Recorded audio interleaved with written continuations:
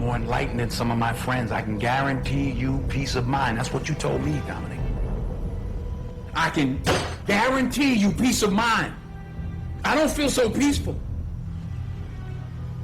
Huh? They tried to kill my wife! Who was that? Your success took a shot at you. What are you gonna do now? How are you gonna kill it? You gonna become unsuccessful?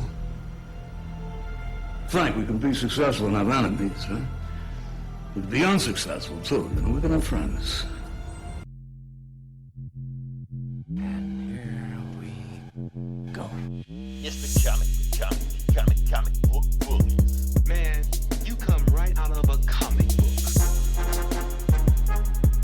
It's the comic book bullies. You will bow down before me! It's the comic book bullies. Now I am the master. It's the comic book bullies. It's the comic book bullies. Welcome back to the Comic Book Bullies. We're Nerd is the New Bully. I'm your host, Leroy, with my co-host. This is Eli, the boy wonder. Yep. I don't have a name. I don't want to be the Dark Knight. That's too stereotypical. But anyway, let's keep moving past that. So, yeah, happy 101 episode. This is the morning after. Yes, it's a new beginning. It's a new beginning. 101, back to basics. I think I just Dawn of a new age. Yeah, so we're throwing out everything we just did. This is the new 52. the new crisis, which we're gonna get into all that also. So yeah, we're just gonna move forward and just see what the next 100 episodes do and kind of go from there. First thing, seems like depending on your point of view, this may be bad news. Now I'm just going to put it out there. We had a celebrity death this week, and this is gonna be a tough one, Eli. This was Frank Lucas. Okay. Is he a celebrity? I don't know. I don't know if he is a celebrity. He may or may not be a celebrity, depending on who you ask. Let's get into that. Now, the name may or may Would not... you get his autograph? Me? No. But I'm going to get into that. I'm going to get into that for a second. Because like I said, maybe some of you have heard the name of Frank Lucas. Like, Frank Lucas, why does it sound familiar? Why does it sound familiar? So, if you've seen the movie American Gangster, the movie was based on his life. So, yes, he was played live action by Denzel Washington. And the soundtrack of that movie was also done by Jay-Z. So he sounds like a pretty cool guy, you know, suave, charismatic. I mean, if you get Denzel to play you in a movie, he sounds pretty cool. So, but Eli, there's a big but to this. Okay. Always a big but. A big but I will love get you in trouble. butts. Yeah. So the media portrays Frank Lucas just by what I just named. You know, as this charismatic. You know, he like I said, he was the heroin dealer back in New York era back in the 70s, and it's cool. So you think he's suave, cool, collective, stuff like that. But before Denzel played him, the black community knew him one way. And this is the interesting part about it. We knew him as one way, and he was synonymous with this thing we knew him as. Frank Lucas was always synonymous with snitch. Oh, yeah? Yeah, that's what we always knew. Like, before he came out with this movie, before he came these book deals and stuff like that, he was known as a snitch, as a rat, you know, as a stool pigeon, you know, as an op, whatever you want to call it. He was all those things, and that's pretty much what you know, consider with him. Like, you didn't even have to say snitch or rat. You could just say Frank Lucas. People knew what you meant. Well, yeah, he did rat out a lot of... It was in the movie, but they downplayed it, you know, after Denzel being all cool. Even Denzel made snitching seem cool, you know. Well, he brought down the cops, too. It was all the corrupt cops that were... Right, he brought in everybody. But basically, he was like, I'm telling on everybody, you know. Yeah. It was funny. I read on Twitter, and I saw somebody put under there, rest in peace, Master Splinter. I was like, oh, that's kind of fucked up, man. So, and the funny thing about it, let me go tell the whole story about Frank Lucas, about how he was. Like I said, he was a heroin dealer, did blue magic. We've all seen the movie. He was at a Joe Frazier fight, and he was wearing this big, flashy fur coat. And he sat in the front row seat, and the police were there, you know, undercover cops were there, and they were like, why does everybody know this guy? Why does Joe Frazier know this guy? Why does all the other drug dealers know this guy? Why he's in the front row? So they started, you know, doing some investigating, doing some digging on him. Yeah. And that's how they got him. When they finally got him, that's when he snitched on everybody. And that's before that. He never liked the Flash. He always, he didn't like the attention. Right, because You know, nobody knew yeah. who he was. Right. Yeah, he liked he being anonymous, and he even, he didn't buy all that flashy shit, and like Nicky Barnes was. Everybody knew who Nicky Barnes. Everybody knew who Nicky Barnes was. Right. Yeah. So Was Nicky Barnes the Teflon Don? no, that was Gotti. Okay. He was somebody. He had a fancy nickname too, Nicky Barnes, but I can't remember what Oh it was. shit, yeah, I forget. Yeah. I think Nicky Barnes was a snitch too. But anyway. But yeah, that was the whole point. And I think Frank Lucas even had like a famous quote of, I don't know if he said this or not, like the loudest person in the room is the weakest person in the room. Yeah, that was it. Yep. That was him. But like I said, if you wear a big flashy fur coat, you're gonna get the attention of somebody. That's the thing. It's like drug dealing 101. Don't bring attention to yourself. Yeah. At Comic Bullies, we teach you a lot of things on the show. Mm-hmm. So next week, Eli will teach you how to cook crack. So Yeah, I remember seeing those nice ass rides riding around the hood with like big ass stickers where the license plate says crime pays. right.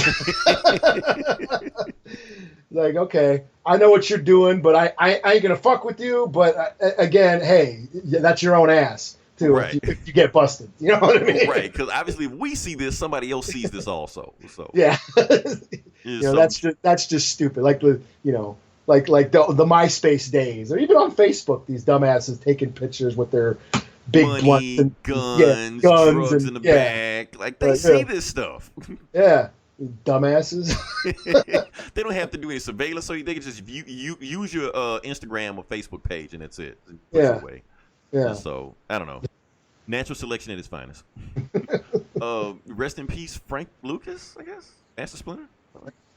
I don't know. But hey, American Gangster is a good movie. That is a good movie. Yeah, like I said, Denzel made snitching look cool. Yeah. Well, just the cop shit, like that shit that he says at the end. He's like, yeah, I don't give a fuck about the police. You want you want me to go after your kind when he's talking to what's his name, Dickie, the Russell Crowe's character. Yeah. He goes, you want me to go after your boys? He goes, they're not my boys. All right. Oh, you want police? Okay, I'll give you police. That whole scene is dope. And he gave everybody up. So yeah. So yeah, moving past that. One more thing I want to talk about also, Eli. Can we talk about comic books just for a brief second? We better. Okay, I know this is a comic book bully show, but I could feel the audience whenever we start saying comic books to be like, "Up, let me cut this shit off." Like, why are you here? Right. Okay, so basically, like I said, on my annual subscriptions, all hit at the same time, like Amazon Prime and Marvel Unlimited, stuff like that, and I had to let something go, Eli. I had to let Marvel Unlimited go. Hey, same here, man. I mean, it's different because I've been a loyal subscriber to Marvel Unlimited. For people don't know what Marvel Unlimited is, it's like Netflix of comic books. You pay $5, $6 a month or something like that, maybe more than that. Honestly, I don't know what I was paying, and you just read all the comics you want to on there digitally. Got all $75 a year it was like my yearly subscription. Right, it's $75 a year. That's what it was, and it hit right in May. I'm like, why'd you hit now? Like right now? Fine. Yeah, mine hit like right on tax season. You know what I'm saying? Well, that's fine. You can hit in tax season. But this year, thank you, Mr. 45, for fucking up our taxes. I didn't get that. I didn't get a return like I did last year. So yeah. So when Marvel had to be renewed, a few months ago, I was like, well, shit. I ain't gonna. Yeah. Sorry, Marvel. Surprise! Like I didn't want to let it go, Eli, but I had to let it go. But then I started thinking about it. It's a different time now than it was before then. Now, it's not that I'm not reading comics and moving. Oh, no. I'm still supporting my habit, Yeah. But it's a different time now because there's more than one streaming service out there that I can go to other places. Like before, I just had Marvel Unlimited, and that was it. That's all I had to do to read digital comics. Now, all of a sudden, Comics Unlimited has popped up. And Comics Unlimited has their own subscription service where you can, like, read comics on there also. Is that new shit? Now, can you get the new shit on there? Not the new shit. Okay.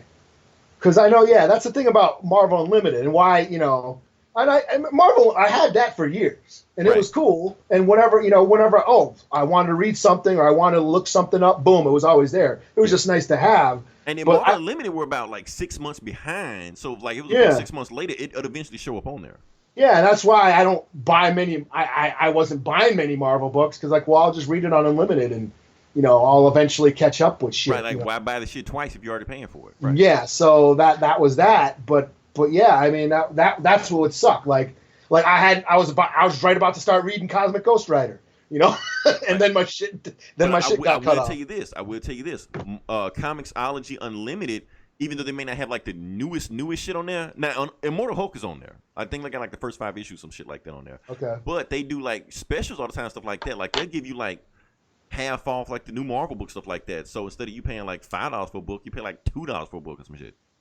Oh, so you can still buy books just cheaper. Just at a cheaper price. Like if you Comics Unlimited, you'll buy them cheap for like last week we reviewed books, and I paid like $5 for like 3 of them, and I was like, and it was like the new shit. I was like, okay, it's worth it for that alone. I saved like about $5.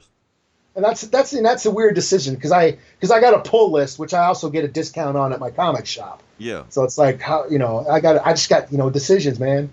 Decisions. And see, but wait, there's more. So now we got Comixology, getting in the game, and then there's another, new challenges that jumped in the ring that everybody keeps forgetting about that nobody pays attention to. DC Universe. Yeah.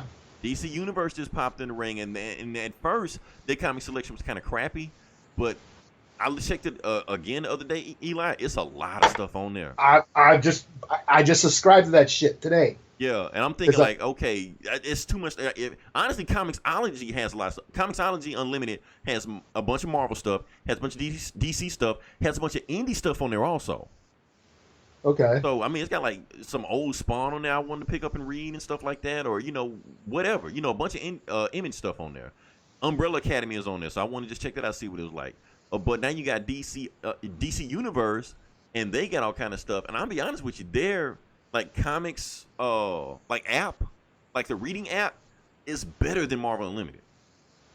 Like Marvel Unlimited could learn from them because they have it where you have it set up where that shit just like turns its own page.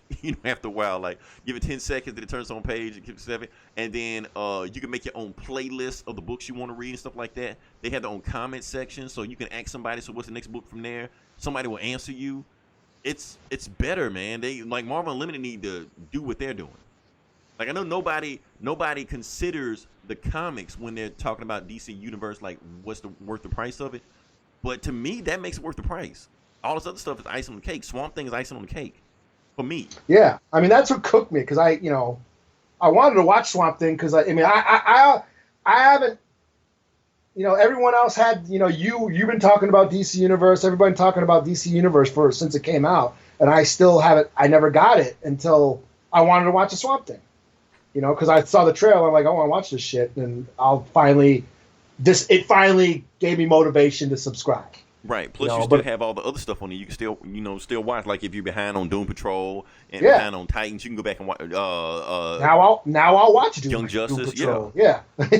But I was going through the comics, going, holy shit, yeah, all that old Aquaman shit. I almost picked up the Alan Moore Swamp Thing book the other day. They wanted $30 for it. It's on there. It's on there. And then I'm looking on here today. They got Saga Swamp Thing on. I'm like, holy shit. Well, there you go. Eli. We're gonna talk about this. We're gonna talk about that because I actually read some of that. Yeah. We're gonna talk about that because I actually read it on. But we're gonna talk about that when we talk about Swamp Thing later on. First off, can we get to the box office numbers so we can get past that shit fast possible and get to Swamp Thing? All right. Let's do our job first. Yeah, man. Let's get to it. Yeah, okay, Eli, give it to me. What was the #1 movie of the week? Was it Godzilla? It was Godzilla, King of the Monsters. Okay. Yep, still in there. I know you saw it. I'm gonna give you a chance to, talk about it, review it. I kind of looked at your Facebook review by accident. I didn't want to, but I'm gonna let you go with that. #2, we got Aladdin. #3, we have Rocket Man. #4, we got Ma. I was this close to seeing that, but then I want to see that. Yeah, Izzy saw it. He was raving about it. Okay, I'm probably gonna end up seeing it, but we'll see how it goes. John Wick John Wick Chapter 3, Parabellum. I'm gonna say this: John Wick is probably my second favorite Keanu Reeves movie this year. Oh yeah. I can't talk about it now. Well, I can't talk about it now. Okay, there was this Netflix movie that came out, all Asian cast. It was called Always be my maybe. 47 Ronin. No, not a kung fu movie. That's racist. He was in that though. He was with a in bunch that. of Asians and shit. So yeah, but no, it was always be my maybe. It was Asian Jim from The Office on that one episode. You know the guy. Asian Jim from The Remember, Office? it was the prank that Jim had. He tried to pull on Dwight. Oh, where he pretended yeah. like he was Asian. yeah. And Okay. and Dwight had to pretend like he didn't recognize he was Asian because he didn't want to be called racist.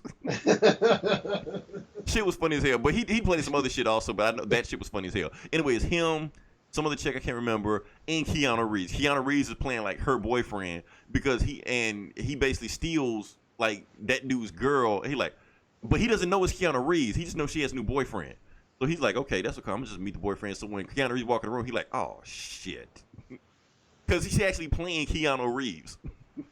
It's like funny as hell, man. So yeah, if you get a chance, I definitely recommend that movie. Go watch it. But I won't spoil anything about it till next week. What was he talking about? Yeah, John Wick. We have number 6, Avengers Endgame. Let's look at that for a second. Let's dig in. So, Avengers Endgame right now is at 2.7. And what is now worldwide? Let's look at it. See what we got. Oh, this is close. Okay. Avengers Endgame is at 2.714 billion. Avatar is at 2.788 billion. Yeah. They're like so less than 100 there. away right now. Yeah. So, like I said, 100 million? Less than 100 million. Okay. Yeah, well, like 600 million. Like 600 million away right now. So, they're right on their heels. It looks like Avengers might get it, and it ends up going to be the highest grossing movie of all time. If that happens, I'm going to be happy for it. yeah, that'd be cool. Yeah. Now, you always got these assholes, but it's not going to be Gone with the Wind. Fuck Gone with the Wind. Nobody cares about Gone with the Wind. We don't care about inflation. Nobody gives a shit about that. Nobody gives a shit about that. We care about now, the here and now. Hell, Those film snobs and shit. Right. You know? Fuck Gone with the Wind. Avengers Endgame is better than Gone with the Wind. I don't give a fuck what anybody says. Fight me on that. I don't care. What's the next one? I lost train of thought. Hate this shit. Number 7, Pokemon Detective Pikachu. I've been practicing on it, Eli. Hey, you did it. I did it for the first time. Okay. Diggity dung das effects. Peter Piper picked the pepper. Yeah. Number 8, Booksmart. Number 9, Brightburn. And I saw that too. Did you? I did. I don't want to hear about that. Okay. And then, I'll listen to your Geek Sad review. And then number 10, The Hustle. Okay. What's The Hustle about? Isn't that the Kevin Hart movie? Is it? I don't know. Whatever. He got another movie out? He always coming out with movies. Okay. Anyway, we'll talk about it later on. But, okay. So you saw Godzilla, King of the Monsters. Mm-hmm. I saw a brief, synopsis of you. I didn't listen to the Geek Sad podcast yet. But give me a rundown. What you think about the movie? Spoilers, I don't give a fuck. Let it fly. All right. Well, I found it disappointing. I was super excited to see this movie. I've been a Godzilla fan all my life. Since I was a little kid, toys, watching marathons every year. I love Godzilla. Geek Sad podcast. Yeah, it is. There you go. It's Pharaoh Monk. I recognize it because it's Pharaoh Monk, but Pharaoh Monk sampled Godzilla. So yeah. Yeah, and almost got sued for the shit. I mean, you might be the only one who does know that. Knows that reference. I am and a shit. hip hop connoisseur. So. Yeah, but yeah, yeah, I'm a huge Godzilla fan. Loved it all my life. You know what I'm saying? So I was really excited to see this one, and I came out of it not that excited. Is it because there wasn't enough human interaction in it? No, there was too much human. That's why Rotten Tomatoes shitted on it. Too much humans. Okay. No. Well, the humans suck. I mean, they might have shitted on it because you don't give a shit about the humans. You don't give two shits about them, even though they're always on screen. But it was just not enough monster action. Now, I'll give them this. There's a lot of monsters in the movie. Everyone complained about the last Godzilla movie that he was hardly in it, and you could barely see him. Well, they fixed that problem. He's in it a lot. He's in it quite frequently. and the other monsters show up. There's a lot of monsters in the movie, and there's a lot of monsters fighting in the movie.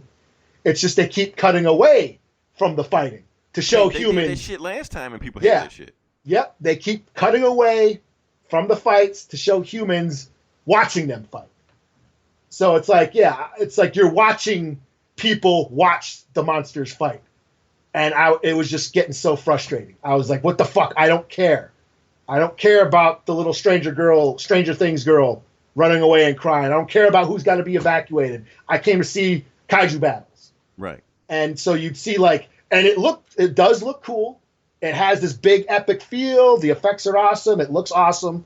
The fights, the 30-second shots of the fighting is cool, but then it cuts away to another 90 seconds of people running away or people looking, going, oh, and shit. So that was my biggest beef.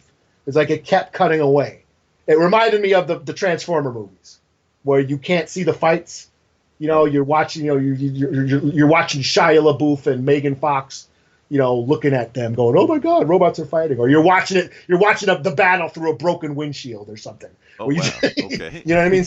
It was like that, and it was like, I don't care. Can I just see the fucking monsters fight? So that's why I was so pissed off coming out of it. So that's my main beef. I mean, there's a lot of monsters in there. There's tons of Easter eggs if you're a Godzilla fan, a kaiju monster fan. Tons of references to old movies and shit. Rodan's there, Mothra's there, Ghidra's there, all that shit. And they all look cool. It's just they won't show enough of them, and that's what sucks. And as a Godzilla fan, I don't get to see Godzilla movies in the theater that often. I'm always watching them. I mean, I pretty much grew up watching them on TV all my life. So when I get the chance to see one, I really relish it. You know what I mean? So and it just sucks. You go there to see what you want to see, but you don't get to see what you want to see. So I was like, I found it disappointing, So wow. Yeah. I've been hearing mixed reviews on it. Not by Rotten Tomatoes. Fuck Rotten Tomatoes. Actually, I go to my Facebook page about people that I trust, people on my timeline, and seeing what they're saying about it. Some people like it, some people hate it. It's a divisive movie from what I'm getting from it. Yeah, it's not totally terrible. It is better than the other one. Okay. It's better than the one in the 90s where he looked like a fucking iguana and shit. Oh, yeah, Matthew Broderick. I'm like... Yeah, I mean, he's running away from a helicopter. What the fuck does Godzilla... Why is Godzilla running away from a helicopter? Right. Godzilla's a big, giant super pussy. Right. So it's not that. Right. Yeah. So it's better than a lot of that shit. And as for American-made Godzilla movies, it's probably the best one. And like I said, there is a lot of monsters in this movie. It's just so, inconsistent. You just kept cutting away from what you want to see, and that's what was so frustrating. It's like, there's monsters, they do fight, and they're in it a lot, So I can see people going, "Oh, cool! There's so much monsters in this movie. It's awesome." Blah blah blah blah. I can see them saying that, but for me, I'm like, I want to see them fight. I want to see the battle. I want to see the big epic fight. And it just kept cutting away and showing humans doing shit I didn't give a fuck about. Wow. So that's how I came out of it. It's like, it was Okay. Maybe I was just too excited. Maybe I was just too hyped. I don't know. A meh out of 5. Okay. Yeah, pretty much. It's a meh. I ain't even gonna score it. I'll just give it a. Not even a meh. I'll give it one less letter. I'll give it a eh. It was eh. Oh shit. Okay. Hello? Right. Yeah, I'm still here. You here? Oh, yeah, okay. Okay, yeah, heard you the whole time. All right, so we're moving past that. OBS did cut off, but it cut back on. Okay, so it looked like we're still good.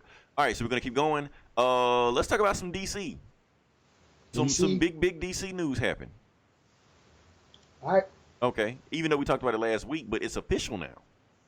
Okay, it's official because what's the guy's name? Are we talking about Batman? Yeah, I forgot his name already. The new Batman. Rob Patterson? Yeah, that guy. That guy. He's Batman. No, well, Batman apparently didn't work. That's what I was gonna call him, and I thought it was gonna catch on. I thought I was gonna get residuals from that, but apparently some asshole website decided to call him Battison. So they Baddison? took That that sounds away stupid. I don't know. I started thinking like, should I do that? Baddison. No. Which one, Patman or Baddison? Gomer and I we were going back and forth for like which one should be, coined or, put together. And it was like, I don't know.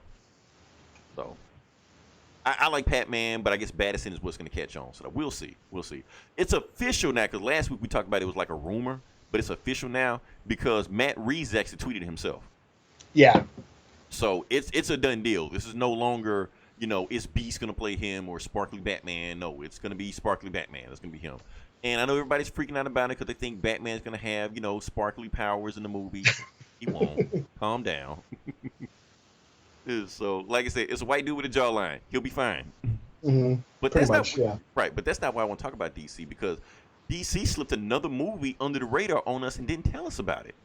Oh, yeah. So let me set this up because we thought, okay, we wanted Batman, we wanted Shazam, we wanted Wonder Woman and Joker, but who knows we wanted Melissa McCarthy in a DC movie. That's what we were missing.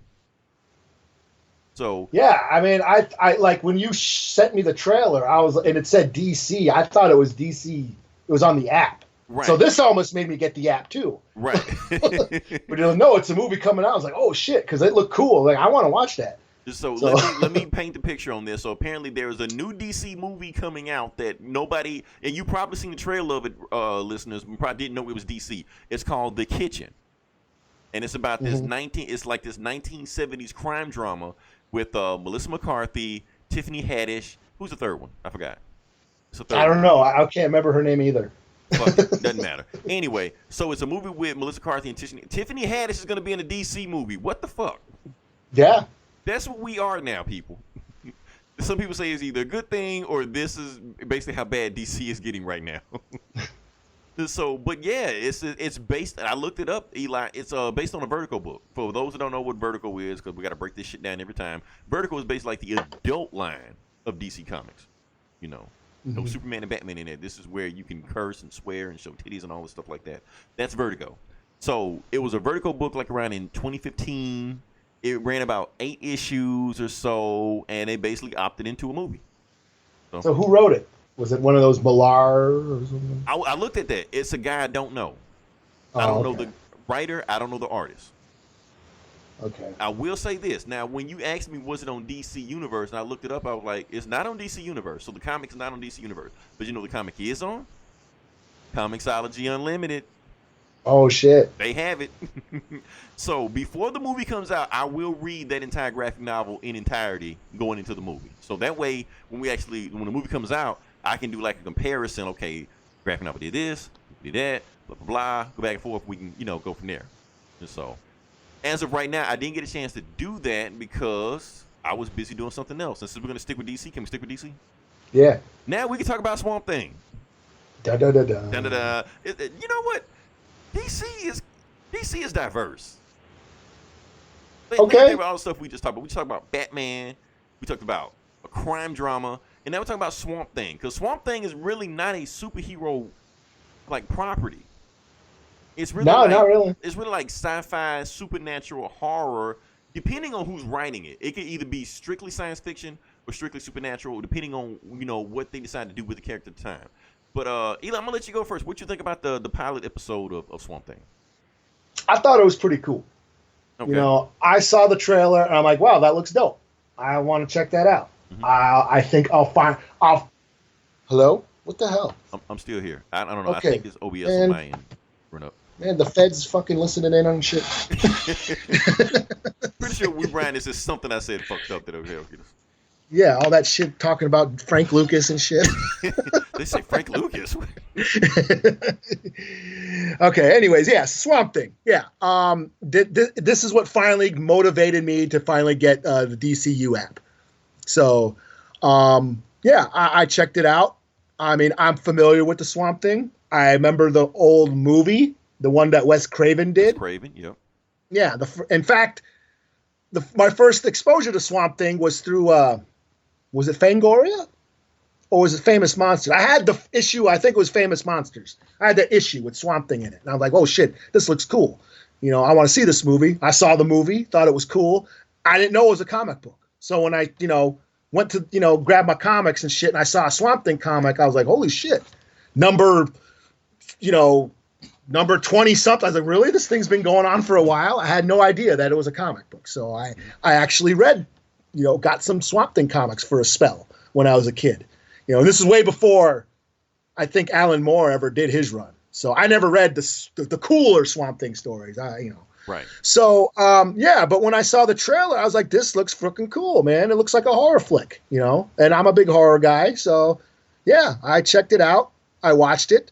I enjoyed it. I thought the effects were cool. Like the fucking, there's like some, The Thing, John Carpenter's The Thing, some Evil Dead shit, with the trees. I don't know if you've seen Evil Dead where trees tend to rape people.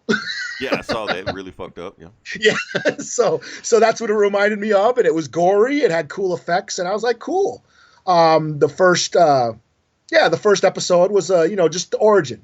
So he becomes the Swamp Thing, spoilers, at the end of the episode. Like the last 5 seconds of the show. So, yeah. Yeah. Because when it first started out, I was like, oh shit, why is the Swamp Thing fucking with these people? Right. Are they poachers or something? I was like, oh shit. Is he a bad guy? Is he evil? Like, yeah. What's the deal? I was wondering what the fuck is this? And then then it starts going on, and then they got the Alec dude, and I'm like, oh, well, isn't that him? So he's not the Swamp Thing yet. Well, what the fuck's going on? So it was cool, like a mystery to watch it unfold, this virus thing going on, and this formula that, Arcane, and hearing the names Arcane and shit like that. And, hoping the Unmen show up. So, yeah.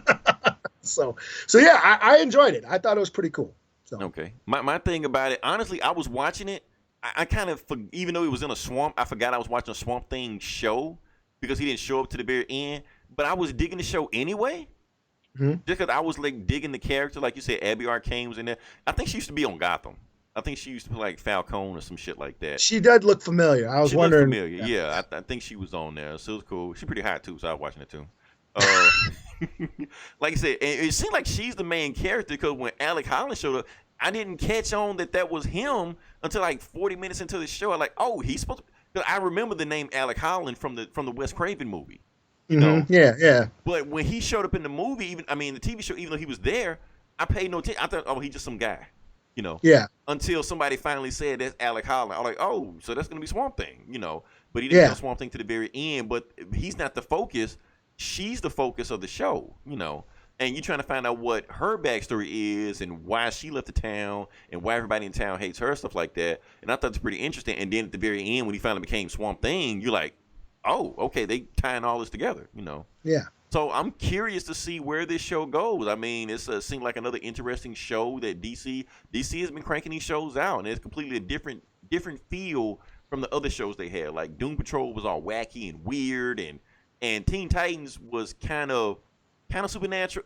Teen Titans was basically trying to be a bunch of shit: superhero, supernatural, action, horror, what the fuck ever. With this, it knows what it wants to be. It wants to be a horror show, genre show. I thought I was watching like Resident Evil or some shit like that, but I was like, that's cool with me. Fuck it. Make a Resident Evil show like this. I'll watch this shit. Yeah, I saw James Wan and what's his name? Len Wein. James Wan does the Conjuring movies and Saw, and like Len Wein, he did like the like Underworld movies. So it did have this cool horror gothic. Wait, did they have something to do with this? Yeah, they were. I saw the names. They were producers on it. Oh, cool. Okay, I'm missed that. Okay. Yeah, so this whole Southern Gothic horror feel, I thought was awesome. Like the look of it, it just looks cool. It looks like, like I said, the whole horror atmospheric, creepy swamp shit was cool, Mm-hmm. And then the effects, fucking that, the body horror, all right, that like shit the was damn cool. tree like popped out of the dude, and then it started attacking people. I was like, okay, that's kind of fucked up, Yeah. That's what I was wondering. Is like, what the fuck is this? Like that ain't the Swamp Thing. Like, yeah. So that's why I was wondering what the fuck was going on, And until I went, this ain't the Swamp Thing. This is just like fucked up. Like the chemicals are fucking with the plants or some shit, And I was like, the show can take its time. I don't mind about that because I'm trying to see what the mystery is about it because the show is it basically it's a pilot episode, so it's planting a bunch of seeds, right?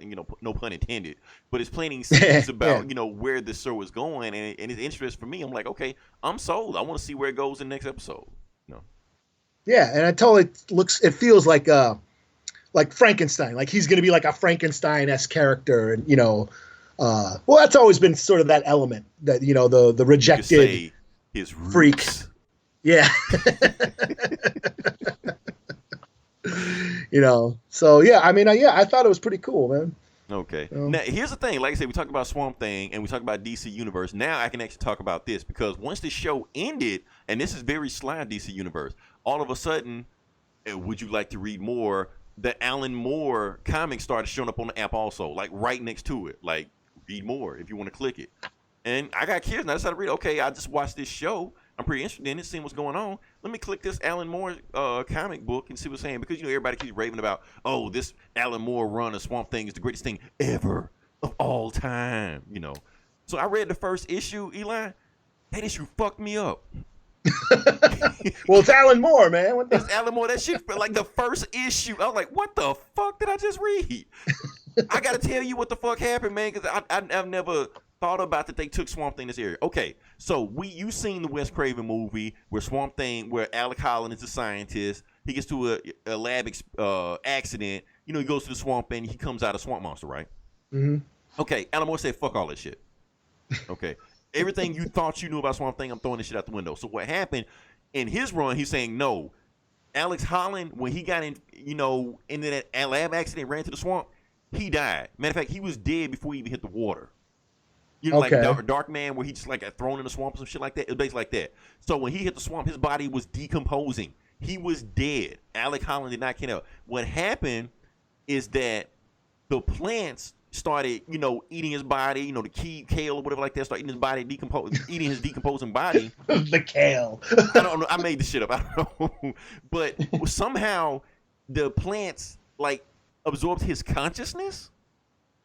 So basically, yeah. So I think I heard about this. Yeah, assumed and thought it was Alec Holland. It thought it was human. Yeah. So, which one? Yeah, where it's like I read another one where it's like the plants are trying to imitate humans. It's like their version of a human or whatever. Right. Because they're thinking they have humanity. Yeah. And the whole story was fucked up because the whole time, like they said, that Swamp Thing has never killed anybody before because he thinks he's human, stuff like that. So when he reads the notes on him that he was never human, he flips the fuck out and start going crazy. And the spoiler alert. Remember the old dude in the TV show Sutherland? No. Okay. You gotta watch the show again. It was like the guy in the town hall that was making. The character. The character. I thought there was the Southland. That's what I'm thinking of. I thought you said the TV show Southland. I don't even know what that is, but okay. No, Sutherland. Sutherland. The character. That guy. Yeah. Sutherland. Okay. Yeah. So Sutherland was the guy that took Swamp Thing's body, put him in an autopsy, thinking because he shot him in the head, he's dead because he thought he was human. He was like, no. He's not human. None of his organs even work. His organs just imitate, humans, but none of that shit even work. And shooting his head don't work. So when he found out he's not human, he kills that guy. Huh. He was like, because he like, I have no humanity. I'm not human. I can do what the fuck I want to.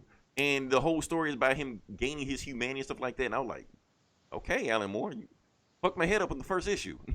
So I'm going to read the rest of that run and see what the fuck happened. Because they say this shit gets weird, when you get down to the end of it. Yeah, I've heard that it's like Alan Moore's Swamp Thing run is like on like the top 10 of comics of all time. And they put it up there. So yeah, I'll see how it goes. I'll let you know. But that first issue fucked me up. So that means we won't pass that. Now we pass the DC. Oh, but you like the show. Oh yeah. I did like the show. Because I saw your post saying this show's pissing me off and shit. Okay, can I talk about that? I wasn't going to talk about that, but since you brought that up, I'll talk about that. Okay. So some people got pissed at me for saying that. Basically what happened is, for those that hadn't watched the first episode of Swamp Thing, before the credits even roll, they killed the black dude. I'm like, now I understand there were 3 dudes in the boat.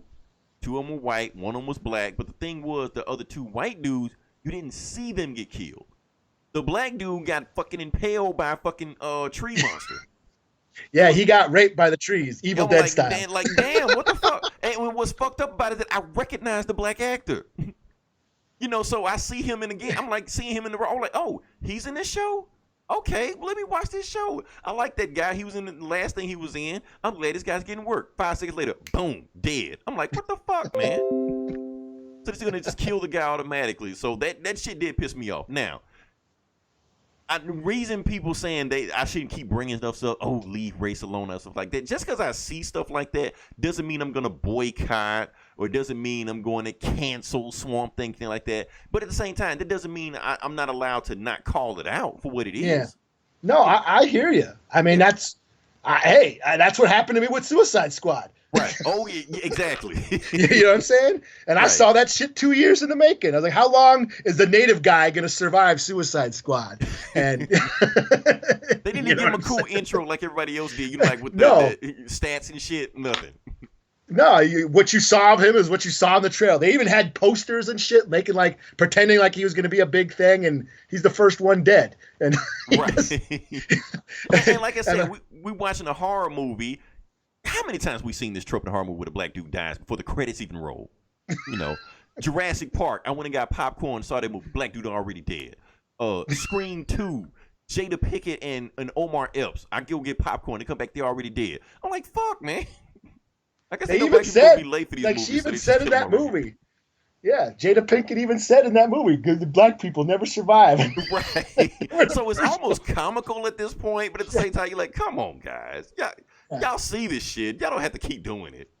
Yeah, I mean, no, I hear you. I'm the same way. Whenever I see, I mean, it's like almost like, why'd you put the native in here? You should just left the native out and don't put a native in the movie if you're just going to, if he's going to be in buckskin or fucking flutes are going to play or a hawk cry is going to fucking, right. It's like you're trying to promote diversity, but you're really not. Yeah, just leave the native out of it. That way I don't go there. Right. You know what I'm saying? But no, I hear you. You try, you gotta, yeah. I mean, because here's the thing: if I call out every single trope that I see in any sci-fi and fantasy, I wouldn't watch any of this shit. Yeah. Because it's so much of it I see. So some of that shit you do have to kind of compartmentalize and just keep moving. You're like, okay, I see this shit again, but you know what? I'm just watch it again. Whatever. Yeah. So it happens. Yeah, I mean, I'm the same way. I see shit all the time, and I'm like, yeah, there it is. Oh, should I be that guy and say some shit? Because I know I'm going to make everybody uncomfortable, and they're going to get all pissed off, and then and then they're going to think, or should I shut the fuck up? Yeah, you got to make that decision. Like Get Out. It's Get Out all over again. The party at Get Out all over. Right. Should you say something? Should you stay quiet? Just yeah. And sometimes I do. Sometimes you do stay quiet. You just like, I'm just not say anything. I'm gonna just let it pass by. And sometimes you just like, fuck it. No, I'm gonna say something. Yeah. Like I just joined this local horror group on Facebook, like a bunch of metalheads talking about horror and shit, and they brought up the Green Inferno. Okay. Eli Roth's, South American cannibal Indian tribe, horror. I remember you reviewed this movie. I know this didn't end well. Yeah, and I saw, everybody, I love this movie. And they're all like, yeah, this movie's cool, blah, blah, blah, blah, blah. And I'm like, should I? I just joined this group 2 days ago. Right. Should I be that guy? I'm like, fuck it. Because I don't want to sit here for the next fucking 2 hours, hopefully I'm educating people, but in the end, I'm just pissing everybody off. Right. So I'm like, you got to know when to pick your battles. That's the thing. Yeah, I'm like, fuck it. I'm not gonna even go there. I almost put the Hannibal Buress gif whack, but I was like, nah. Just let them have their fun. You still feeling your way around the group and stuff. So. Yeah. So that's my thing. Yes, I did like the Swamp Thing trailer. That beginning scene did annoy me, just like it does in every horror movie whenever I see that stuff. But But I gotta say that shit was brutal. Like that's the thing that was so brutal about it. Because I didn't see this shit come. I honestly, I'd almost feel better about it if I didn't recognize the actor. Like if it was just some random black actor. When I saw the guy, I was happy to see him, and then he just killed him off like it was nothing. I was like, oh fuck. They killed the fuck out of him. Right. He got it worse than anybody. What the like fuck? the other two died off screen. Right. That's the shit that I was like, wait, what the fuck? Oh man, that's all. But we'll see how the show goes. Now, if they kill another black dude before the credits he roll in episode 2, I'm gonna be like, okay, hold on, man. Well, are there any more black guys on the show? I hope not. I'm getting the fuck out of this town. Oh, can we move on to the next day? Let's move on. Can we talk about Rambo 5? Yeah. Let's talk about Rambo 5. Like I said, I love Rambo. I am a Rambo fanatic. Love Rambo. My PlayStation name and Steam name and Xbox name are all Black Rambo. Yeah, so I love Rambo. I watched all this movie time. They coming up with a 5th one. They've been talking about the plot of this one for a while, basically saying that he was gonna go back to, I guess, Arizona, some shit like that. And he was gonna get, harassed by the local gang, stuff like that, and he was just gonna go Rambo on them, So, and that's pretty much the plot of this movie, and they finally making it. So it's Rambo: The Last Ride or The Last Night or Last Blood. Last Blood. That's it. Yeah. So maybe the last one. Who knows where it goes? Eli, what you think about it? I'm stoked. I love the last Rambo movie was dope. Yeah, I think might be the best one. That shit like the most brutal movie I've ever seen. I mean, if you've seen something brutal in that, you let me know, because the way he was just like, he had a machete just chopping people in half. He fucking blowing people apart. Right? Like what the fuck, man? Like a fucking Jason movie and shit. Yeah, I love that shit. And like I said, the old 80s Rambo movie, I think they said at the time Rambo 3 came out, I think they said it was like the most on-screen deaths of any movie of all time. Like Rambo just mowing down people, Yeah. No telling how many he killed in Rambo 4, Yeah. So, no, I was just, yeah. I'm just saying, he got to up the body count in 5. I mean, it's Rambo, last one. Yeah. Don't let John Wick outdo you.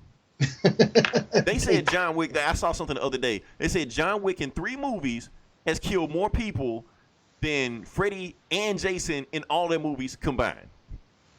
Yeah. Probably. Like, you cannot let John Wick. John Wick is a newcomer. You got to show him how you do it. You got to show him how it's done. Yeah, no shit. But I love Rambo too. I mean, me and my brother had the toys. They had that little toy. There was a cartoon on. That was a cartoon. That's how fucked up we were in the 80s. Yeah, we had They had a cartoon about this shit. Rambo. We weren't supposed to be watching this stuff, man. Yeah, but those are dope. Those figures were dope. We had a bunch of even the ninjas and shit. We had, fucking. Yeah, I saw pretty much except the first one, First Blood. I seen every other one in the theater, even as a kid. Okay. So yeah, I love Rambo. Fucking stoked for this new one. I was a little worried about the hat. Wrote the second one. Did he? I think so. Okay, yeah, he goes back to Well, yeah, it's all about POWs and shit. And, Yeah. So yeah, I could see that. Yeah. But yeah, I'm down. I'm down for Rambo, and he's part native. He's Navajo. That's what I was about to say. They say he's half German, half Native American. Yeah. So I can claim him. Did he ever say what tribe he's from, or? I guess it's in the book. He's Navajo. That probably explains why he goes back to Arizona. Okay, so it's actually in the book. They didn't just make that shit up for Rambo 2 to make him seem. Yeah. Because that's why he's so good with the bow and arrow. I'm like, really? That's right. I just thought that because he was like he had that tan or whatever. That's that Italian tan. Yeah. Yeah. Oh yeah. So yeah, more Rambo for us. I still think Rambo can whoop Hawkeye's ass in a fight. You can make Rambo an Avenger. Oh man, I have that all the time. I say Rambo's I mean, with Anthony, I think we did that a few like last year on an episode of Geek Sabs. We had a battle royale between like Commando and Braddock from Mission Impossible, Chuck Norris and shit. Like who would win and out of a fight between all them and Rambo and shit. Yeah. I was like Rambo, yo. Yeah, but I'm just saying, like, you could take those guys, like, replace Hawkeye, get Hawkeye the fuck out of there, or Black Widow with her pew pew guns, get John Wick, get Rambo, get some of those guys, and then James Bond, fucking put him in there and see what they do, with the Avengers, how they fight an alien invasion. I think Vin Diesel from Fast and the Furious, they fight damn near about to fight aliens anyway. See what they do with the Avengers. Yeah. Or Vin Diesel as Riddick. Yeah, right. He's pretty much playing the same guy all the time. It's just Vin Diesel in space, So, yeah. That being said, can we move on to the next part of the podcast? Yeah. Now I want to talk about the Vidja Game news, because we got a bunch of Vidja Game news. Well, I got a bunch of Vidja Game news I want to run through. And basically want to talk about the first thing. They actually released the newest Kojima game, Death Stranding. There's been like a huge amount of hype on this. It's an 8-minute gameplay trailer, and when it finally came out, I'm like, okay. I don't know. It's another one of those games, like weird as fuck. Your boy from Walking Dead is in it. Oh yeah. Oh, Negan. Not Negan, not the cool one. Normus Reedus or something. Oh, Daryl. I guess, yeah. He's the head guy. Okay. Matt Mikkelsen, I think, is the bad guy. Oh no shit. Yeah, he's in it. And yeah, just another weird looking game. He's walking around with a baby or some shit. I don't know. Something I was excited about when I saw this. Eli, for the first time, I think since 2009, I'm excited for Call of Duty. Oh yeah, really? They got a Call of Duty like every year they come up with a Call of Duty game. I'm like, I don't give a fuck. I don't give a fuck about Call of Duty. But this year, they're not calling it Call of Duty 3 or Call of Duty 4 or Call of Duty 8 or 18. They're just calling it Modern Warfare. Going back to basics, Modern Warfare. Oh, okay. Yeah. So they showed the trailer of it. It's got all kind of cool shit going on. But this is what interests me about this. So they said they're doing something they said it couldn't be done.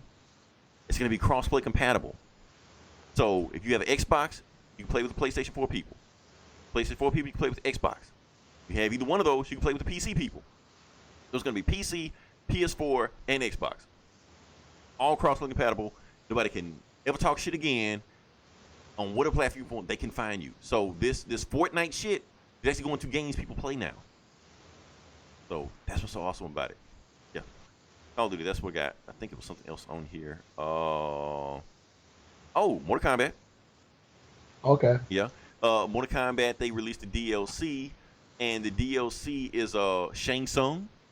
And they actually got the voice actor from the movie. Yeah, I saw that. And they mocapped him also.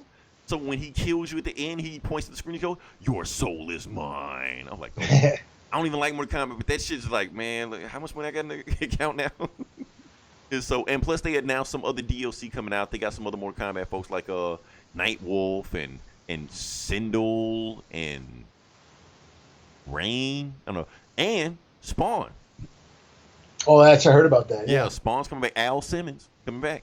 Oh, cool. So, that gets to trying to make him a thing again. It's the 90s all over again. So, I mean, hell, Mortal Kombat is 90s as it gets. So, shit. Oh, you know, I played Dead or Alive 6 the other day at my brother's. Oh, wow. Okay. Yeah. Oh, what'd you think? It was a little awkward because it's got a block button. I'm so used to like Tekken and shit where you just hit back, or like, you know, Street Fighter or like Marvel vs. Capcom. Yeah. We kind of just hit back and that's your block. So yeah, well, I mean, there's those 3D games, they're all like that. So yeah. Yeah, so I was a little like, oh man, that was fucking me up and the timing, but I was all right. It was fine, you know. Bouncing titties and all the stuff. That's yeah, it was all right. I mean, he didn't have any of the like the slutty outfits unlocked yet, so you know. Funny thing about Dead or Alive 6, I looked up, because you know they got DLC for all the characters, stuff like that. I think I looked up the DLC on that game. If you buy all of it, I think it's like over $1,000. Oh shit! Yeah, like you buy all of them. It's like, why would anybody buy that shit? And he was saying, my brother was saying, like, yeah, man, they toned it down as far as like the boobs and shit. I'm like, well, what's the fucking point? Because you were talking about that. The whole reason they're selling it, right? It's supposed to be like Tekken with titties. So, yeah, I was like, what the hell is the point? If not, I'll just go play Tekken. Yeah. You know, all the chicks are wearing these big giant curtains and shit. I'm like, like, you gotta know what your strengths are. You can't sell it on actually being a good fighting game. Yeah, because it was. I mean, the fighting, it was a little stiff. Like I like getting the timing down. Right. You know what I mean? It's like Mortal Kombat without blood. You know, Mortal Kombat knows what it is. If they take the blood out of Mortal Kombat, nobody would play it. Yeah, I found it a little stiff. Out of Dead or Alive, nobody's gonna play that shit. Yeah. And just trying to get a combo going, I was like, "What the fuck? How are these?" Well, I just press the that's same about button. Dead or Alive. Dead or Alive doesn't have combos. Yeah, that's what I was saying. It's like I can't get I can't get him to do shit. Like it's just like one punch at a time or something. That's what it's like, 4 or 5 kicks at a time. Because the thing is, I actually tried because I try to be a fighting game connoisseur, so I actually tried to take Dead or Alive seriously and try to learn the fighting mechanics of it.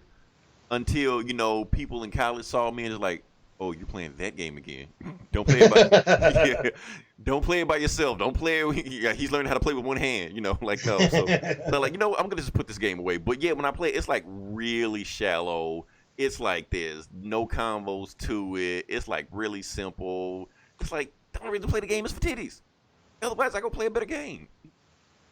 So Yeah. I don't know. It's actually free to play, so you can just download it to play it. So Yeah. Well, he has the Xbox One X or whatever. He just, So, okay. No, titties in 4K. Yeah, all that shit. So. Yeah, okay. All So right. I had the volleyball game. I'm just making this whole podcast is a confessional. Was that the She Kicks High? Was that commercial? Yeah, that was everybody remembers that one. So yeah, last thing I want to talk about, they actually have Xbox has announced, because basically E3 is right down the corner. That's why we got so many games coming out right now. But Xbox has announced that Game Pass is coming to PC. So now they got this subscription service where you can play all the games. You just pay like a Netflix service and play the games to it. Now those same services are coming to PC. So I don't have to buy an Xbox. I can just play the games on PC. It's awesome. And so now, like I said, this is Pride Month. And I'm a heterosexual male. Yeah. But who do I have to do a reach around to get Ninja Gaiden 1 and 2 on PC? Oh. That's all I want to know. Okay. I got 2 hands, boys. Let's go. Not to know, those are my brother loves those games. I love those games. When I found out they went back, I was like, I'm this close to buying the Xbox, but I don't want to buy the Xbox One X $500 just to play one damn game. Yeah. So Yeah. I'm not that invested. My kid got into them too. I played one of them, not back in the day. Well, I remember them from Nintendo. So. Well, the Nintendo's one completely different than the Xbox one. Yeah, and then they made the Xbox version. That was fucking cool. Yeah, that was cool too. Hey, the guy that made Dead or Alive made the Ninja Gaiden games. Oh, well, there you go. Damn. Well, not the old ones, but the Xbox ones. So they got about a bunch of bouncing titties in those too. So Yeah. best of both worlds. But they were actually pretty good. So you got the best of both worlds. Yeah, that being said, can we move on to the actual next part of the podcast? Sure. Okay, this is the part where we got a lot of stuff going on. So this is actually the part where we actually talk about the comic books, because the comic book bullies, and we're going to dig into it, and we're going to talk about all the books that came, well, not all of them, but the ones we liked, Yeah. And there was one specific book that came out this week that pretty much has the comic book world, the industry buzzing right now, and we're going to get into it. We're just going to jump right into it. That is Doomsday Clock number 10. After Eli, how many months? 3 months? 4 months? Yeah, it's been a while. Yeah. That's just the last one. I mean, like I said on Comic Cast, I think Gomer said this book had been it started back in 2017. And it's still going. So Yeah, no shit. And it's still no stopping in sight. So yeah, we're gonna go from there. So Eli, did you get a chance to read Doomsday Clock 10? I did, yes. Okay, cool. Let me just go into the summary, the synopsis. Let me do it the best way I can, because there's a lot of shit that happened in this book. I'm trying to I'm glad you're doing it, yes. Okay, let me simplify it. I've read this book about 4 or 5 times. Let's see if I remember everything that happened. So basically, we're back with Dr. Manhattan. Dr. Manhattan is basically, he can hop back and forth through time and do whatever what he wants to. So he decides to hop from, it's basically showing like a background scene of how he hopped from the Watchmen universe to the regular DC universe. Now, in the Watchmen universe, he has time travel powers where he can see from the beginning of time in the Watchmen universe to the end of time in the Watchmen universe. No problem, back and forth, it's linear, stuff like that. However, when it comes to the DC universe, it's not that simple. He looks in time, he sees a bunch of stuff that happened, because he tries to come to the time where Superman was first seen, which was April 1938, which is actually the debut of Action Comics #1. That's when he actually jumps into the time. But when he comes here, there's no Superman. He's like, wait, what? But then sometimes he's Superman, sometimes he doesn't. He's like, okay, this timeline is fucking confusing. I don't know what the hell is going on. So he decides that I need to find a subject. I need to find a guy and kind of just focus on him and try to get a beat on his timeline. So he finds a homeless bum named Carver. Did I say that right? Carver, something like that. It doesn't really matter. He's not a superhero, so who gives a fuck who this guy is? Anyway, he finds this guy, takes to a diner, and he will try I'm gonna fuck with this guy's life, and once I find out his life, then it's gonna give me a beat on this timeline. So he take this guy who Corver, how would you like to be? You want to be a movie star, right? Carver Coleman. Carver Coleman. I'm glad you did some research on this. So we got Carver Coleman. So he asked him, how would you like to be a movie star next year? Yeah, let me do it. Make a movie star. How'd you like to bang the hottest supermodel you ever seen before? Yeah, let me do it. How'd you like to win an Oscar? Yeah, I do that too. Okay. Now next year, you won't be on this planet anymore. bye, and then leaves. He's like, wait, what? You can't just tell me that. You know, he just leaves. So that's the thing. But that would have been funny if that's how it said. If that's what he said in the book. And that's. I wish that was the dialogue. That's what I got from it. I was like, you just can't just tell somebody some shit like that. You ain't gonna be on the planet next year. Later. Probably what he should have told her, but yeah. So basically, once he's fucked around with Carver Coleman's like the whole time, then he starts to get a bead on this universe. Then he starts reasoning like, okay, so he starts to see things blinking in and out. One time he does see Superman in 1938, you know, crashing a car against a wall like he did on the cover of Action Comics #1, and then he blinks his eye and he doesn't see it. He's like, so okay, something right. He sees the Justice Society of America because they was inspired by Superman. They're trying to recruit Superman to come to the team. Next thing he blinks his eye, they've never heard of Superman. Like, what?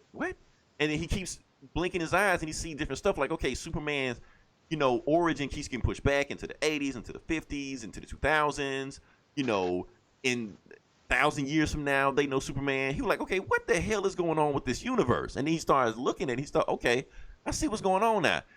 So many people have been fucking with this universe. You got the Anti-Monitor. You got Extant. He didn't say it, but Parallax fuck with the universe like back in the 90s and shit like that. So like everybody keeps basically naming all the crises or whatever like that. There's always a crisis that's fucking with this universe, and whatever happens to this universe affects every other multiverse around it. So there is no multiverse. It's a metaverse. So this right, it's a new thing. Not Grant Morrison. Jeff Johns just made up just pulled out of his ass. So this metaverse, whatever happens to this main universe here affects every other universe. So sometimes this is the only planet Earth. Sometimes it's 52. Sometimes it's infinite. You know, we don't know what the hell might happen. So Dr. Manhattan's like, you know what? Since everybody else is doing it, I'm going to do it too. So he just decided to fuck with the universe, and that's who created the New 52. You know. So it's Dr. Manhattan's fault. It's Dr. Manhattan's fault, yeah. But here's the problem. So he created the New 52, but apparently, basically, the universe is kind of fighting him back like a bacteria, like a white blood cell, because basically, like, okay, he erased things here and erased it. Like, he got rid of the Justice Society. So Justice Society doesn't exist. The reason they don't exist is because of him. He killed them all, you know, for lack of a better expression. But then stuff that he thought that he got erased, like Wally West, white Wally West, not black Wally West, you know, keeps popping up and stuff like that. So he's like, okay, so he's popping up, telling them about that, you know, Reverse Flash, Batman, the other Flash. Everybody started finding out about him, and all of a sudden he's like, okay, this universe is fighting back at me because of what I did. Because what Dr. Manhattan did, he did something at the very beginning of the Doom 52, and then just stepped back and just let it play out. He wanted to see how everything would play out. But now everything is fighting him again, you know, coming to Mars, fighting him. He could have killed everybody instantly if he wanted to. He decided to fuck with him a little bit, you know. And at the end of the book, Superman wakes up and he's fucking pissed, you know, because he knows that everybody's in Mars. Dr. Manhattan is fucking with Mars, and that's where it's gonna go. So that's pretty much the end of the book. I'm pretty sure I missed a whole bunch of bullshit in there, like a whole bunch of Carver Coleman, whatever that dude name is. Well, it's definitely like a reflection of, I guess, his life was sort of kind of a reflection of Dr. Manhattan's life. Yeah, I guess. It was. And not only his life, but also the character he was playing also because he was an actor. Yeah, so there's a lot of deep layers to this fucking book. Like a lot of shit going on. I think it was a lot of over-explaining because they could have simplified a little bit more, but basically that was the point of it. Because at the end of the day, the Carver Coleman, whatever dude name, it didn't matter. You know, he died halfway through the book anyway, so it didn't even matter what he had. But I see what you're saying, that it was a parallel between him and Dr. Manhattan. You know, you know. So yeah, like I said, this book, I just like how Jeff Johns tied all this shit together. The Dark Knight Metal, the Crisis in the 80s, 0 Hour, Crisis on Two Earths, Flashpoint, Rebirth, New 52. He tied all that shit together, just made it one thing. And then you still have parallels with the Watchmen also, you know, with the Justice Society, with the Minutemen. You know, he was making parallels with those guys. It was also something else, Eli, that I went on Twitter and I started getting some also. Some people are saying that this book, Jeff Johns, is basically making a critique. Or I won't even say critique. He's shitting on the DCEU and Zack Snyder specifically. Yes, that's the thing. That's why I was when I asked you earlier, I was like, are you doing Doomsday Clock? Yeah. And you were like, yeah. I'm like, cool, because I got some thoughts on that shit. I should have wrote down some notes to clarify them a little better. Well, but I'm glad I said something about it. Otherwise, we'll Yeah. move on. No, but I saw that shit. I saw it not only just the DCEU. Yeah. I thought it was just like comic books in general, and like the retconning and people bitching about, how stories are always retconned, and now this version of Superman or that version of Batman and blah blah blah blah blah. Right. And how he's trying to get into the universe and trying to understand you, and he can't. Yeah. Because shit gets rebooting all the damn time. Yeah. It's like, well, how come? Well, no, I thought Superman began in the 30s, but then, he gets rebooted in other times. And, like the New 52 was a reboot of the whole universe and blah, blah, blah, blah. And that was a reaction.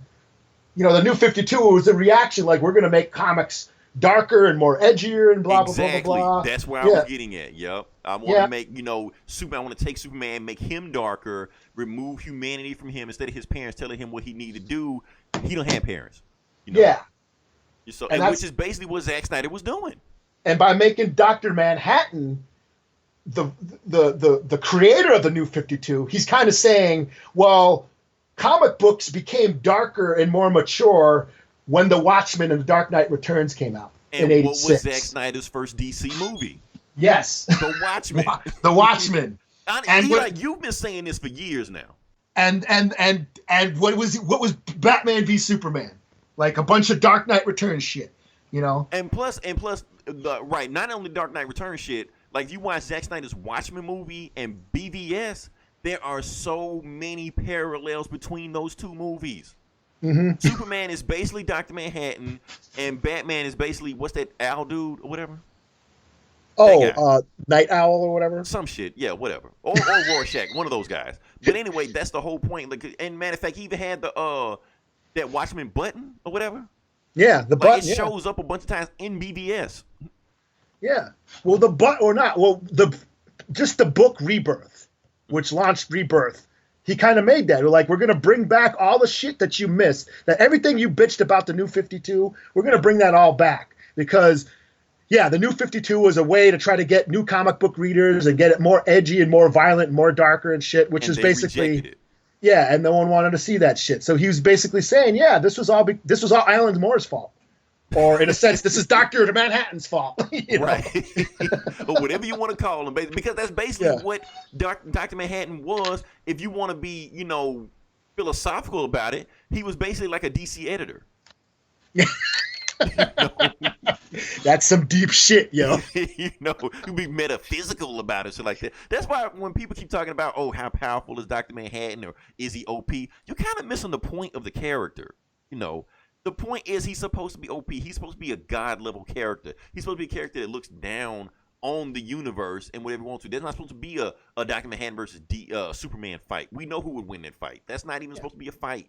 That's him looking down on the universe and basically saying what's going on.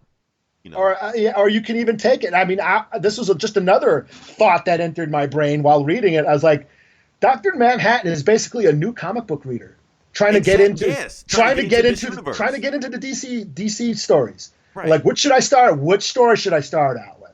Which, you know what I mean? There's all these different fucking timelines and shit. Like, how do I, you know what I'm saying? Like, so, yeah. I don't know. So, yeah, that's what I'm saying. So, I love the way Jeff Johns put that in there. There's enough subtle hints in there. He definitely threw a jab at Zack Snyder in there. I don't care what anybody says. He definitely did that. So, Eli, I'm going to do it. I'm going to give this book a 5 out of 5. All right. Just the way, because, like I said, Jeff Johns, the way he wrote this stuff, Gary Frank killing with the art. Carver Coleman's story was interesting because did you see what Remake kept saying why his mom was trying to blackmail him? Oh, yeah, because he was gay. He was gay. You didn't read it to the very end. Like, you had to read the notes at the end of it why his mom was trying to do that stuff to him. So, yeah. So, yeah. 5 out of 5. Yeah. It's not even a question for me. This is still the best book out right now. It just takes forever for this shit to come out. That's all. Yeah. Now, I will say, as a book on itself, as just this issue by itself, yeah, it's great. Yeah. It's awesome. as part of the whole fucking story arc. Because remember the last issue they started fighting, and I was like, oh shit, here we go, Doc versus fucking the superhero, the super friends, and I was like, cool. So when I got to this issue, I'm thinking, cool, we're gonna see that battle, and it's like, oh man, it's just a whole issue on Doc Manhattan reflecting on him on shit. I'm like, ah. So in that sense, I was a little disappointed. But yeah, as a book on its own, yeah, this shit is crammed with a lot of layers and just all these ideas. And I'm glad you did it because I figured you would know these dates meant some shit. You know what I mean? Yeah, I mean every date was a crisis. 86 was that crisis, 56 was the Silver Age, all this stuff. Yeah. Yeah. So yeah, there's so much shit going on just in this one issue. So yeah, it's good shit. So yeah, Doomsday Clock, we packed with shit. Okay, Eli, I did my part. Now it's time for you to do the next book. So, all right, I'll do the other big long book that came out. Let's see. Okay, yeah, I'll do Batman Last Night on Earth. Book one. This is a rough one here. Okay, we got Snyder and Capullo back together again. Supposedly their last run on Batman. Yeah. So. Well, who knows? Yeah. I mean, these two, yeah, they reunited after, creating arguably one of the best runs in comic book history. So this is some weird post-apocalyptic world in the DCU where the Earth is left in ruins by some mysterious villain named Omega that seemed to have killed Darkseid, So we got a Batman clone, wandering this wasteland, wondering what the fuck is going on. He meets up with Wonder Woman, who is in some like underground lair shelter, leading the last remnants of humanity to the underworld where Hades is and shit. And she tells Bruce that he had a hand in this apocalypse, that it's basically his fault. So Bruce takes the still living severed head of the Joker that's in a jar and basically goes on this mission to basically try to fix everything. Now I don't know about you, but I love the book. I did love the book. It was just a lot of stuff in there. Yeah. Because the thing was, I thought the book was going to go one way, and then it went a completely different way. And that's what I liked. Yeah. That's what I liked about it. I liked that how the story unfolded and where you ended up at the end were two different fucking places. Right. You know what I mean? Man, I wanted more of the Arkham stuff. So I mean, that's just the synopsis of what's happening. But yeah, how the story unfolded, where it's so well paced. It starts out in Gotham, and Batman finds some weird crime scene that resembles his parents' murder, and then he wakes up in Arkham Asylum, and they're telling him that Bruce was never Batman and that it was all a delusion. Now, is it me or did they get that from an internet meme? I don't know. I saw that exact same thing in the internet meme. They were like, what if Batman really isn't Batman? He's really just an Arkham patient and all his bad guys are really doctors. I've seen that in internet memes pop up all the time. Well, that's a great idea. Okay, this guy said, well, fuck it, I'll take it. Yeah, so and that's basically comic ideas from internet memes. Okay. Yeah, but that's basically what happened. It's all the doctors are reflections of all his enemies. Right, Joker was Redmond Hood, Red Hood. Yeah. He's in his padded cell, and there's a hole in the wall that has the penny and the dinosaur, and all that shit. And the padded cell is really the Batcave. Yeah. So, and for the first half of the book, you're wondering what the fuck is this? Is this a dream, or is this did Scarecrow give him some fear toxin? It's just weird shit, and it started to make you wonder what's going on. It reminded me of The Matrix, in a way, where Neo wakes up and finds out that his whole life is a joke and everyone was in on it, and reality is way more fucked up, and he lives in this fucked up post-apocalyptic wasteland and shit. So just how the story unfolded was just so well done.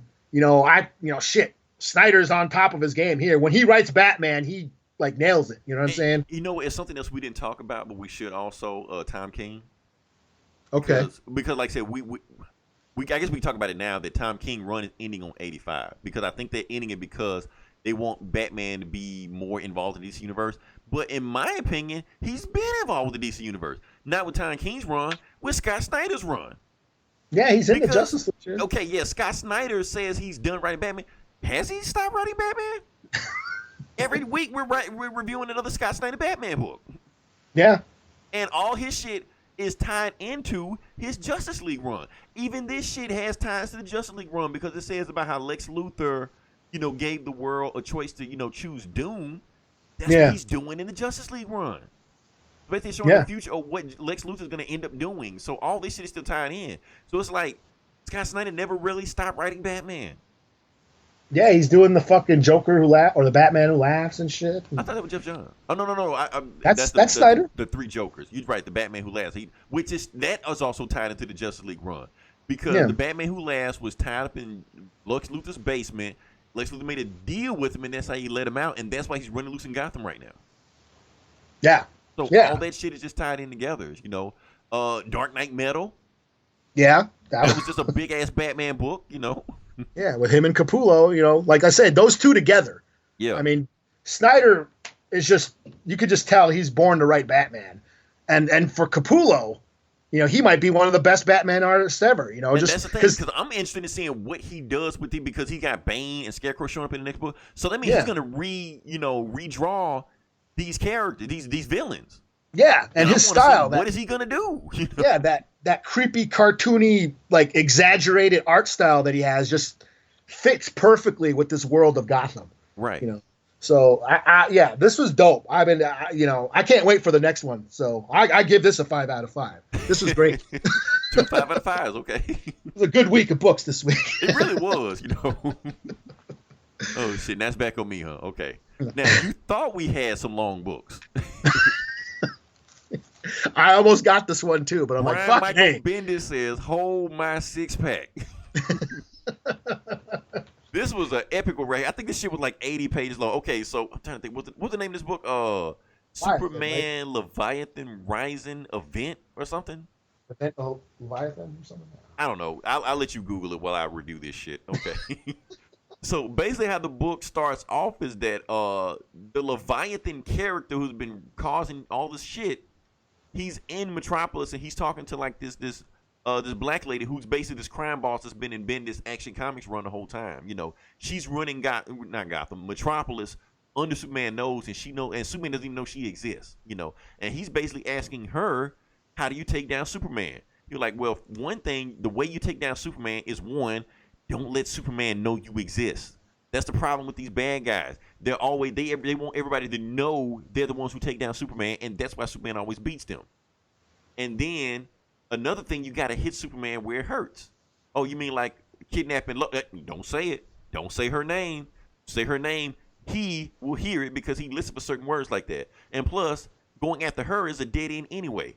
One, her dad is one of the most dangerous men in the world. Two, she can kick ass herself. Have you seen her beat the shit out of people before?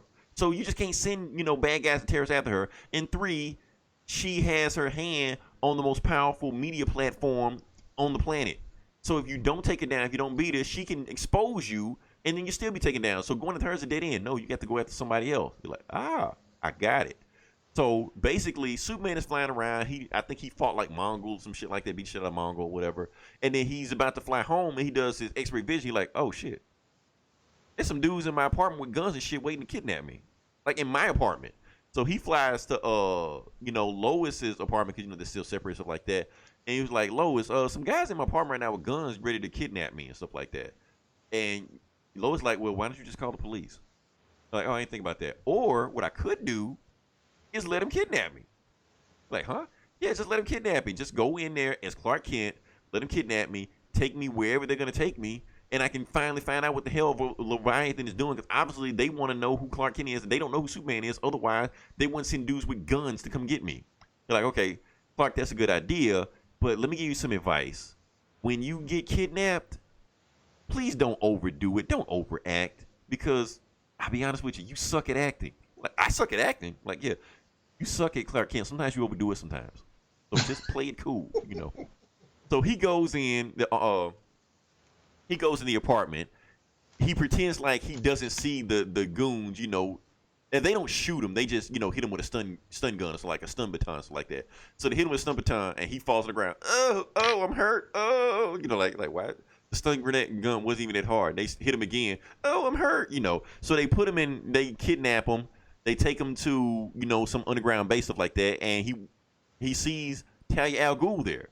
And Talia al Ghul is like, yeah, Clark Kent, I kidnapped you because I know you take pictures of, you write all these stories about Superman. So we decided to kidnap you because we know if we kidnap you, Superman will come for you. So when Superman comes for you, we got a surprise for him. And they take out some kryptonite and put a kryptonite vest on him. And like, don't worry, Clark, the kryptonite won't kill you. It only works on Kryptonians. Well, kryptonite probably will give you cancer, but that's down the road. So they decided to put kryptonite on him thinking that it's not going to hurt him, and then leave the room. Meanwhile, he's like dying and shit. He's like, oh, fuck, they got kryptonite on me, and I can't do anything, can't call anybody. Can't, yell for help because I got kryptonite. I can't even fly out of here. So days go by. Lois doesn't hear from him. She starts freaking out. She realizes mail hasn't been adjusted, anything like that. So she decides to, one, take out her pack of cigarettes that she's been hiding from Clark and start smoking cigarettes. And two, call Batman. Batman, what the fuck happened to my husband? And he goes down and he finds out that, yeah, somebody tried to stun him with a grenade, stun baton, stuff like that. He calls Wonder Woman. They call the Justice League, and they fly out, and they're like, nah, you're fucking up. You're looking for Superman. You need to go find Clark Kent. So Lois Lane does her own investigation, Meanwhile, we cut back to Jimmy Olsen. He's on some weird-ass event and stuff like that. I'm not going to get into this bullshit. He finds Lois Lane. They find Superman. They come back, and... yeah, that book is too fucking long, man. It's some other. I'm not gonna get into half this other shit that happened. But anyway, they rescue Superman basically. Well, they rescue Clark Kent. Basically the whole book was like a backdoor pilot for Lois Lane's upcoming book and Jimmy Olsen's upcoming book. So basically, Lois Lane book's gonna be like this undercover journalism about Metropolis and stuff like that. She gonna do exposition like that. And Jimmy Olsen was supposed to be this wacky ass book where he just get into like weird ass adventures and shit like that. That's all. Oh, and Supergirl does some shit too. I don't give a fuck about that. So, yeah. So that's the book. Matt Fraction is actually writing the Jimmy Olsen book. I'm like, you got Matt Fraction to do Jimmy Olsen? That's what you do? Okay, DC. Overall, I give the book a 4 out of 5. It was just an exhausting read. That's the only thing about it that was just annoying about it. And the Supergirl section was completely worthless. I cared nothing about that story. But the Bendis arc with Clark Kent was actually pretty interesting. I actually pretty like that one. So I'm gonna give it a 4 out of 5. Yeah, that's yeah, it just came out the wrong week. You had Doomsday Clock, you had Dark Knight. Any other week I probably give the book a higher one, but so they just gave me so much. I'm like, come on, man. So yeah, but that's all I got. So did you see what Donnie Cates wrote about on Twitter? I've been on Twitter a lot more lately. I ain't got any followers, but I've been following everybody. Follow Eli on Twitter. Everybody, there you go. You got followers now. Thrash Jaws. Thrash Jaws. You got follow. You're gonna get followers now. Okay. But Donnie Cates, somebody asked what's your most controversial opinion about Superman, and he said the Clark Kent secret identity thing. It's like it's done. It's over. It's outdone. It's outdated, and get rid of it. And and then a bunch of people. Then his next tweet was like, hey, for everybody freaking out about Superman's identity thing, it was a controversial opinion, and don't worry, I'm in no position to ruin any of your precious DC characters. Next week, Action Comics. Yeah. Written by Donnie Cates. Yeah, and he'd be like, yeah. So I just thought that was funny. So yeah, I just thought it was funny. It's funny that Lois, out of all people, is going to say that he's a bad actor when she's been fooled by the whole time. But I always thought that everybody in the Daily Planet knew. They just don't say anything. That's my thing. Yeah. I don't know. That's all I got. So. All right. Well, I'll go with Detective Annual number 2, I guess. Okay, I did not read that one. So. Detective Comics Annual. So this was just cool fun. Fun story. One of Batman's old villains, known as the Reaper, who was thought to be dead, starts Batman Year 2. Yeah, starts popping up and starts doing. She's a vigilante who actually kills the bad guys, like the Punisher. Yeah, it's basically the Reaper. That's who the Phantasm was based off of. Yeah, and he looks like Skeletor with like big blades on his arms and shit. It looks pretty cool. So it's just, Batman and Alfred. They go to Europe to try to track him down, and it turns out that, it's the Reaper's son, and he has a bunch of Reapers all over the world going around killing bad guys. And so Batman whips this Reaper's ass, and then, vows to track him down and, track down the rest of the Reapers. So it's just pretty cool, just a fun story. Just showcases, Batman and Alfred's relationship, their camaraderie, how they, as they investigate this case. It's pretty much what an annual should be. Just a cool, fun story, which can be also be an introduction to a new comic book reader. Hey, you want to read a Batman book? Here, check out this annual. It's just a cool, fun story. One adventure of Batman doing some shit. You know what I mean? Doesn't fuck with the continuity. Doesn't bring up any old ass shit, what the fuck is going on? It's just, hey, this is Batman doing Batman shit. So yeah, a lot of fun. 4 out of 5. Thanks. Okay. Any more you got? Oh, you done? Yeah. You did mine. Oh. Well, let's see. I guess I'll go with the Immortal Hulk. Gotta, Immortal Hulk, yo. Okay. And I did read this one, but I want to hear you talk about it. So. Okay. So Immortal Hulk number 18. So this starts out with Doc Samson. He's emerging from the rubble of Shadow Base, which the Hulk has destroyed, and he's still alive. He's not dead. So he's still a little woozy because the Hulk destroyed the place, and then Alpha Flight shows up. Well, they're called Gamma Flight. They're called Gamma Flight. Yes, yep. Sorry. And they've been tasked with tracking down the Hulk. And Doc Samson is just like, yeah, we got to get the Hulk because he's basically, in world breaker mode and wants to destroy everything. So they go off to go search for him. And then we cut to Bruce Banner in a cab, but it's actually he's, talking to all his personalities. He's schizo. He's got all the Hulk personalities in his head. You got Hulk, Devil Hulk. Of all the Hulks. Yeah, Hulk, Devil Hulk, his asshole dad. But the one who's in charge right now is Mr. Fix-It. Mm-hmm. And he also had Professor on there, but he said dormant. So he had yeah. So that's a tease. That's some foreshadowing. what writers call foreshadowing. And it turns out that Joe Fix-It has been up to some shit. He has a hotel in Reno. He's not going to Vegas because he's trying to lay low and doesn't want anybody to recognize him. Mm-hmm. So, and folks at the hotel recognize him, and so he's been doing some shit. We don't know what, he's just, Joe Fix-It has been, up to something. But Joe Fix-It is like taking Banner's body? Yeah, Joe Fix-It is in Banner's body. But it's Joe Fix-It personality, so okay. Yeah, but he can't remember what he's doing because he keeps switching personalities, and he's schizo. He keeps switching through all these different personalities in this. Gotcha. So we got Abomination shows up, and they finally battle. And this is just a cool, gnarly-ass fight. The Abomination looks all weird. Looks like a Predator or like Cthulhu. I was going to say like Alien? Like the alien face thing? Yeah, that too. The crabby, or Man-Thing. Kind of like the Man-Thing with the tendrils and shit. Weird-ass face arms and shit coming out of his head. Weird. So and Abomination is being controlled by Shadow Base. And Hulk through the battle, Hulk thinks he's talking to Blonsky. But as they fight, Hulk gets a good look at the Abomination's face, and it morphs into Rick Jones. It's his face in there, and he's all tortured. He's like, help me, and, and Hulk is like, Rick, like, what the fuck, So that's where the book ends.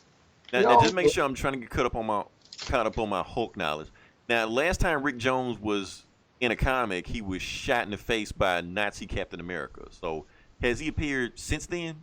No, he's been dead this whole time. Okay, just make sure. They dug up his corpse, and that's the thing. They found his empty grave, and they know that's why they went to Shadow Base, because they know that they've been experimenting on Rick Jones's corpse, doing something.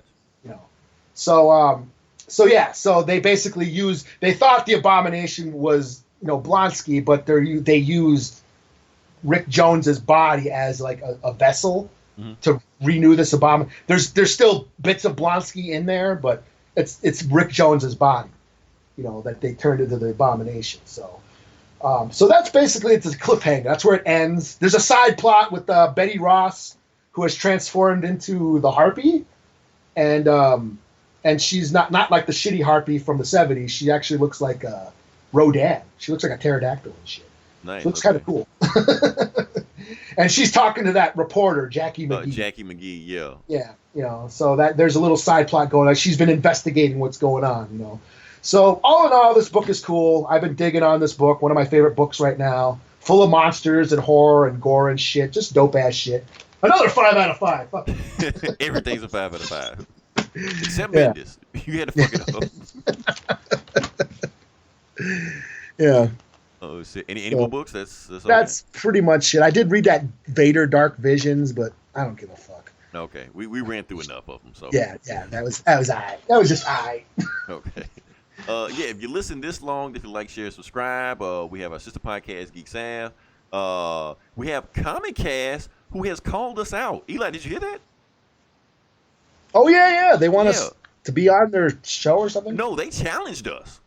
Oh, did they? Yeah, they challenged us. They said a loser go home match or some shit. They said. Oh, really? What the hell is this? Yeah, go back and listen to that episode. They challenged us on there. So, like, Comic Cast, if you want it, bring it. Eli and I, we're like professional trolls. We can get this promo thing started. Oh, okay. I did not know this. I just heard. Yeah. What do we? Look, are they what? Because we got. Oh, because we took number 1 last week or something. Oh. Is that why they got mad? They got mad because I said they can't talk about Black Batman. And they did it anyway. Oh, I thought they were mad because, like, their sports podcast doing better than our comic book podcast. Well, they brought that up, too. But, yeah, basically what it was, they brought our name up, and then they started trying to talk about Black Superman and Black Batman. I was like, you guys can't do it the same way we can. I don't know. It's kind of our wheelhouse, Yeah, man. Okay, so yeah, they challenged us to some kind of we got to find out the stipulations of the match. I'm pretty sure some kind of match is gonna go on, but we're gonna find out. So we'll prepare. Man. We're gonna be the tag team champion. Yeah, I'm gonna start the shit posting on them tomorrow. Yeah, man. White man can't jump. Oh man, so where we go with this? Oh yeah, this Geeks and Comics, Hoodoo TV. Get Valiant. I hope you get Valiant to jump in this also. I hate the shit post them. Yeah, and Talking Vols like 2 months from now. So yeah. Next week we'll have some more shit we'll talk about. Hopefully we won't have 80 page books we gotta review and shit like that and have to take our time with it. But yeah, we'll see how it goes. One more thing I want to talk about. Congratulations to Jay-Z. Oh yeah? Jay-Z just became the 5th black billionaire in America. No shit. And the first hip hop billionaire, the first hip hop musician to make $1 billion. This is without Beyonce. This is just him. I was about to say, is this all his money or is all Beyonce his money? Beyonce is on her way, so she'll probably be number 6. Okay. Yeah. So so I'm gonna leave out this with playing a Beyonce song, Jay-Z song, maybe a Jay-Z and Beyonce song. Who knows? That being said, this is Leroy. This is Eli. We'll talk to you guys next week. Same bully time, same bully channel. It's just a public service announcement sponsored by Just Blaze and the good folks at Rockefeller Records. Fellow Americans, it is with the utmost pride and sincerity that I present this recording as a living testament and recollection of history in the making during our generation. Allow me to reintroduce myself. My name is Ho. H to the OV. I used to move snowflakes by the OZ. I guess even back then you can call me CEO of the ROC. Ho. Fresh out the frying pan into the fire. I be the music biz #1 supplier. Fly it in a piece of paper bearing my name. Got the hottest chick in the game wearing my chain. That's right, ho. Not DOC, but similar to them letters. No one could do it better. I check cheddar like a food inspector. My homie Strick told me, dude, finish your breakfast. So that's what I'ma do, take you back to the dude with the Lexus. Fast forward the jewels and the necklace. Let me tell you dudes what I do to protect this. Shoot at you actors like movie directors. This ain't a movie, dogs. Now, before I finish, let me just say, I did not come here to show out, did not come here to impress you, because to tell you the truth, when I leave here, I'm gone, and I don't care what you think about me, but just remember, when it hits the fan, brother, whether it's next year, 10 years, 20 years from now, you'll never be able to say that these brothers lied to you, Jack. Thing ain't lie. I done came through the block and everything that's fly. I'm like Che Guevara with bling on. I'm complex. I never claimed I had wings on. Nigga, I get my by any means on. Whenever there's a drought, get your umbrellas out because that's when I brainstorm. You can blame Sean, but I ain't inventing the game. I just rolled the dice trying to get some change. And I do it twice, ain't no sense in me lying as if I am a different man. And I could blame my environment, but ain't no reason why I be buying expensive change. Hope you don't think users are the only abusers. Niggas getting high within the game. If you do, then how would you explain? I'm 10 years removed, still the vibe is in my veins. I got a hustler spirit, nigga, period. Check out my hat, yo, peep the way I wear it. Check out my swag, yo, I walk like a ball player. No matter where you go, you are what you are, player. And you can try to change, but that's just the top layer. Man, you was who you was before you got here. Only God can judge me, so I'm gone. Either love me or leave me alone.